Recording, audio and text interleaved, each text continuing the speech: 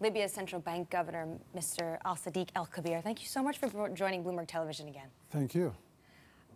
Libya has been in political turmoil for years, and most recently we are seeing the tension really escalate with the Eastern commander Khalifa Haftar putting a blockade on your oil ports that has forced the national oil company to declare a force majeure. When do you think this blockade will end? بكل أسف يعني قصدي It is very unfortunate that this decision to stop oil production and exportation was made. This is going to be very harmful to Libya and Libyans in general. As you know, income from oil covers 93% of the overall state income. It covers around 70% of public expenditure. And there is also the choice of timing. This comes after we have done some economic reforms, which have had a positive effect on the economy in general, with positive indicators in terms of inflation, the exchange rate of the Libyan dinar in the parallel market, and growth in general. All of these were positive indicators. I consider this decision to be a bullet in the head. I truly hope this decision will be undone and that oil production and exportation will be resumed. This is very important to Libya, the future of Libya, and for Libyans in particular. Reforming and making financial institutions more transparent has really become a central point to a peace deal and a key demand as well for the United States and others. What steps are you taking? In regards to the Central Bank of Libya, around a year and a half ago, we adopted procedures to produce periodical reports. Every 3 months, we would produce a report on expenditure and revenues, on all of the data that has to do with the central bank. Starting from 6 months ago, we started to produce these reports on a monthly basis in Arabic and in English. I believe in regards to the central bank, we have fulfilled the required transparency conditions. What remains to be done is for the government, or the Ministry of Finance in particular, to publish detailed reports on the salaries and areas of distribution. But as far as the central bank is concerned, everyone agreed in the last meeting with the American government, in the framework of the economic dialogue in Tunis, that the central bank publishes reports on the data it has. I read the Berlin communique, and it talks about this fair distribution of Libya's oil reserves as part of the peace deal. Haftar has said that the East doesn't get a fair distribution. What's the strategy? Do you think they're getting a fair distribution? How can you see that actually working? I will answer this question with numbers. Numbers speak for themselves. Let me first say this is a false claim. Secondly, and as I mentioned before, in 2019 the income from oil covered 70% of government expenditure. This means there is a 30% deficit. It in turn means that the income from oil doesn't cover all state expenditure. So this is a false claim, especially when we consider that the Minister of Finance is from the East and the Minister of the Economy is from the East. This is all to show that the claim that there is no fair distribution of wealth is false. What percentage is given to the East for the distribution? As you know, the state budget has 4 chapters. The first is salaries, the second is running costs, the third is development, and the fourth is support. This budget covers all of Libya with no exception. The government pays the salaries of 1.8 million employees. This is the highest percentage in the world. It is more than 25%. Needless to say, it is part of what we inherited from the previous Gaddafi regime. Many say you are the most powerful man in Libya. Would you consider increasing Haftar's allocation of this distribution, potentially, if he was willing to lift the blockade on the ports? Given my role as the governor of the Central Bank of Libya, I do my job professionally, with complete neutrality and with responsibility and accountability. The political agreement ratified by the Security Council in December 2015 described the role of each state institution. Our role is to implement the budget items. We agree on the budget, and the budget is prepared by an internationally recognized government. We agree on the budget and spend from the revenues. If there is a deficit, we are committed to covering it. What I mean is there is already fair distribution for all Libyans. It already exists, regardless of East, West, North, and South.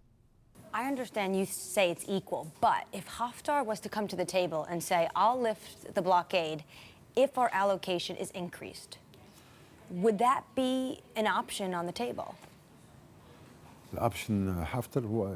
Haftar is a Libyan just like myself. This is up to the wish of all the Libyans, not to me or to Haftar to say this or that. The political agreement adopted by the Security Council sets the conditions for when to change the governor. Once these conditions are met, I am ready. Have there been any discussions about relocation of funds yet with any parties? What do you mean? Like current discussions about possibly changing the allocation and distribution of oil revenues? As I said, the oil revenues cover the budget's items. The budget spending covers all Libyans with no exception. Logically speaking, there is already fairness in the current distribution. I understand what you're saying, but Haftar would say that it's unfair. He's even called for you to step down. What would be your response to him?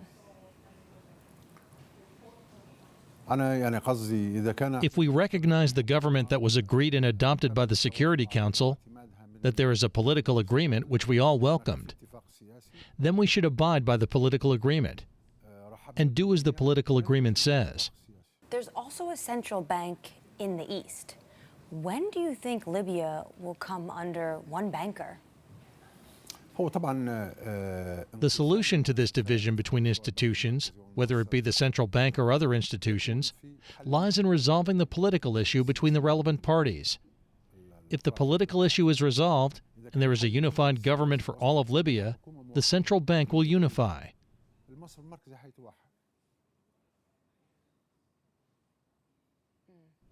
The government in the east is spending, and there is another internationally recognized government that is also spending according to the political agreement.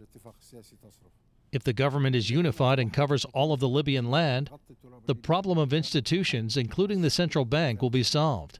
Angela Merkel, Vladimir Putin, Mike Pompeo, no one was able to get Haftar to lift the blockade. What do you think it'll take? I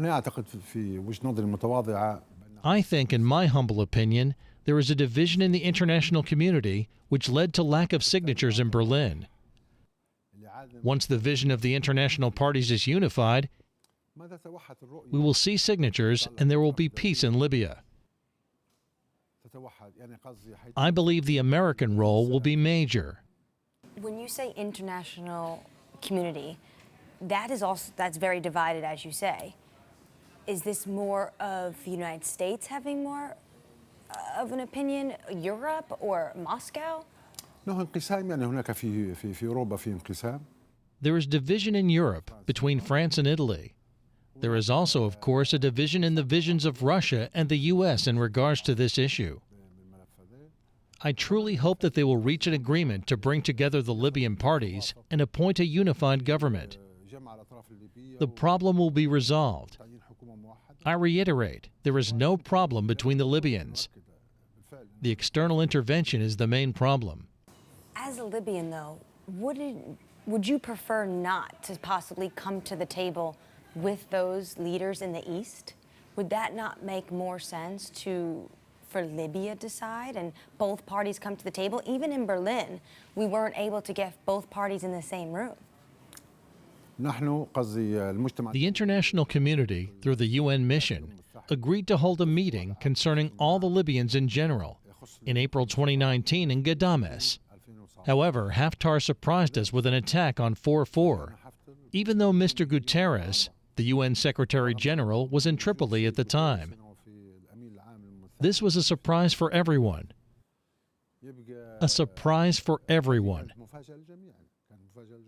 We and everyone were ready to go to Ghadames to agree on forming a national unity government and end the current disagreement. We're going to have these committees meeting in Geneva. Do you know who's going to be there, what date it'll be, or any details you can offer about this next step in the peace talks? I believe the Geneva meeting, the mission asked the parliament to name 13 people, and also asked the High Council to name 13 people. The mission will also name 13 people. Then all will meet. I do not have the detailed agenda of the meeting, but it will be in the framework of unifying visions. And it'll be soon, this meeting. I think the meeting will be on the 9th of February. But you won't be attending that. no. Have you been in close talks with international leaders, and who exactly? لا احنا طبعا Needless to say, we in the central bank are focused on the financial and monetary aspects. We try to help with providing solutions to economic issues. We have provided suggestions that were productive, but not at the political level. At the political level, we are not a party. I want to ask you about the financials. We have a new year, 2020, and you're starting this new year with the oil revenues going to be depleted at the start of the year, given more than half of your exports are going to be cut. What does that mean for 2020 in Libya's financials? والله احنا كنا زي ما قلت يعني قصدي كنا As I said, we were hoping that our situation in 2020 will be better, especially when we noticed there was an increase in oil production and exportation. The revenue of this increase was positive. Also, in regards to annual growth, we achieved an annual growth of 5.5 in 2019. But then came the surprising catastrophe of shutting down oil production. It will have dire effects on us at the central bank, on the economy, and on Libyans in general. We need to sit down with the government to agree on the budget of 2020, how it will be, and what the funding mechanism will be. We truly hope that the international parties will support the resumption of oil production and exportation, and that it will be fast. What are your foreign reserves right now, and has the current situation impacted that number? طبعا هو احنا لسه مبكر. It is too early to tell. We still do not know what negative impact there will be. We have been through a similar experience in 2013 when oil production was shut down. With the changes in international prices, we lost about $160 billion in direct and indirect losses. As you know, a shutdown affects the pipelines and their maintenance. There are also expenses of storage. There are direct and indirect costs, and all have negative impact on the state budget. And just finally, what price of oil are you looking at for 2020 for your budget? We hope it's يعني قصدي نتمنى بالفعل. We hope it is at the same level of the current prices, especially given the current crisis, the Gulf crisis, Iran and the U.S. The current oil prices, I believe, suit everyone. But if you ask me personally, of course, the higher the better for everyone. We're at 61 now. Yeah, it's يعني قصدي It is comfortable for everyone, the exporter as well as the importer. I believe the prices are suitable. Mr. Sadiq Al-Kabir, thank you so much for your time. Thank you very much. Thank you.